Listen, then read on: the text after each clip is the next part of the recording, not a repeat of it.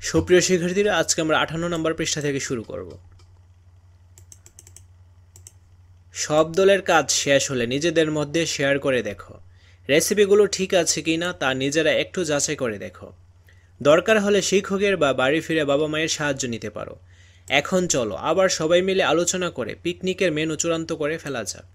সিদ্ধান্ত নেবার সময় রান্নার উপকরণ, সময় আর রেসিপি কতটা সেটাও মাথায় রেখো। কিন্তু পিকনিকের মেনু তো ঠিক হলো, কিন্তু আর সব পরিকল্পনাই তো বাকি। আগে একটা তারিখ বেছে নাও, ছুটির দিন হলে ভালো হয়। তবে এই বিষয়ে সিদ্ধান্ত নিতে নিশ্চয়ই শিক্ষকের সহযোগিতার প্রয়োজন হবে। তোমরা যারা রান্না জানো না তাদেরকে তো রান্নাটা শিখতেও হবে। কাজে পিকনিকের নির্দিষ্ট তারিখের আগে হাতে কিছু সময় রেখো প্রস্তুতির জন্য।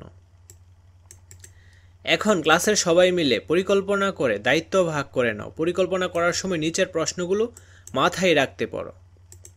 তো এখানে কতগুলো প্রশ্ন দেওয়া রয়েছে, চলো এখন আমরা এই প্রশ্নগুলোর অ্যান্সার স্ক্রিপ্টে চলে যাই। সুপ্রিয় শিক্ষার্থীরা, নিজের স্কিল বৃদ্ধি করা এবং পরীক্ষায় সর্বোচ্চ মার্কস পাওয়ার জন্য এই কোর্সগুলো এখনই ক্রয় করে ফেলো। প্রয়োজনে কিছু ফ্রি ক্লাস করতে পারো। স্কুলে থাকা অবস্থায় আমিও এই টাইপের কোর্সগুলো করেছি। লিঙ্ক থেকে কিনলে 30 থেকে 40% ছাড় পাবে। ডেসক্রিপশন অ্যান্ড কমেন্ট বক্সে লিঙ্ক দেওয়া আছে। তো ফার্স্ট কোশ্চেন, রান্না বান্নার আয়োজন কি স্কুলে হবে নাকি বাসা থেকে রান্না করে নিয়ে আসতে চাও? হ্যাঁ, রান্না করার আয়োজন স্কুলেই হবে। সেকেন্ড কোশ্চেন, ক্লাসে সবার জন্য আয়োজন করতে হলে কোন উপকরণ কি পরিমাণে লাগবে? পোলাও চাল লাগবে 15 কেজি, মুরগির মাংস 8 কেজি, ডিম 70টি, শসা 6 কেজি, টমেটো 5 কেজি, তারপর গাজর লাগবে 5 কেজি, লেবু 100টি, বুরহানি লাগবে 12 লিটার। থার্ড কোশ্চেন, রান্না করতে কতক্ষণ সময় লাগবে?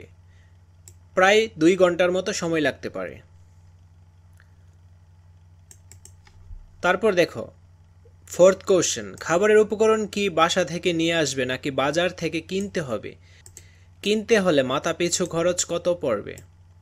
তো পোলাও চাল 15 কেজি 80 টাকা করে হলে 1200 টাকা, মুরগির মাংস 8 কেজি 150 টাকা করে হলে 1200 টাকা, ডিম 70টি প্রত্যেকটা 12 টাকা করে হলে 840 টাকা, শসা 6 কেজি 65 টাকা করে হলে 390 টাকা, টমেটো 5 কেজি 70 টাকা করে হলে 350 টাকা, গাজর 5 কেজি 68 টাকা করে হলে 340 টাকা, লেবু 100টি 3 টাকা করে হলে 300 টাকা, বুরহানি 12 লিটার 120 টাকা করে হলে 1440 টাকা। মোট খরচ হচ্ছে 6060 টাকা।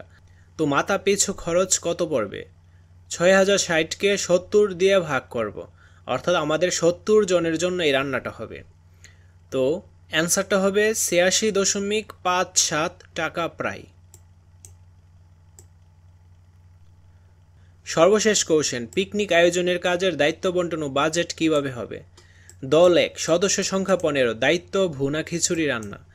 দল 2 এর কাজ হলো মুরগির মাংস বোনা রান্না। দল 3 এর কাজ হবে ডিম ভাজি এবং বুরহানি তৈরি।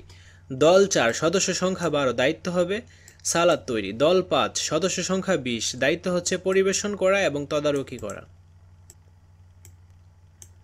প্রতি দল এক একটা খাবারের পদের দায়িত্ব নিতে পারো। তারপর দলে বসে সেই পদ রান্নার জন্য কি কি করতে হবে তা নিয়ে আলোচনা করো। স্কুলে রান্না করা হলে দলে কার ভূমিকা কি হবে সেটাও ঠিক করা জরুরি। আর বাড়ি থেকে যদি তৈরি করে আনতে হয়, দলের প্রত্যেকের মাথাপিছু কত জনের খাবার তৈরির দায়িত্ব নেবে তাও ঠিক করে নাও। তোমাদের দলের কারোর আগের অভিজ্ঞতা আছে থাকলে তার কাছ থেকে বাকিরা শিখে নিতে পারো, কিংবা কারো অভিজ্ঞতা না থাকলে সবাই বাসা থেকে শিখে এসে বন্ধুদের সাথে শেয়ার করতে পারো।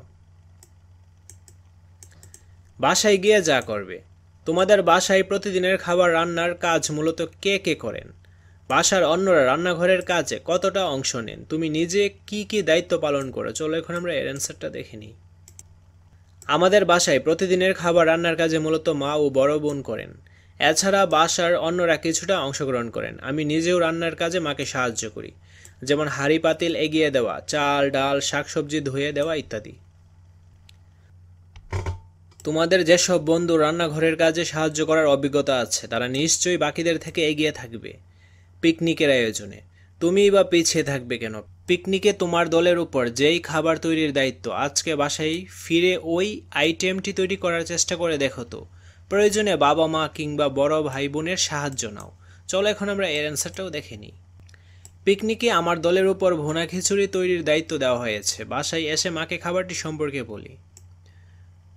খাবারটি বানানো সহজ ছিল এবং আমি রান্নার কাজে আরও অনুপ্রাণিত হই। এই অভিজ্ঞতা হতে আমি শিখতে পারি যে রান্নায় আগুনের সঠিক ব্যবহার করতে হয়, তা না হলে পুড়ে যাওয়া রান্নাটি সুস্বাদু না হওয়ার সম্ভাবনা থাকে। তবে লবণের ব্যবহারের ব্যাপারেও আমি সচেতন হই। আমি দারুণ অভিজ্ঞতা অর্জন করলাম। আজকের ক্লাসটি এই পর্যন্ত। পরবর্তী ক্লাসটি আমরা দ্বিতীয় সেশন থেকে শুরু করব। ধন্যবাদ সবাইকে।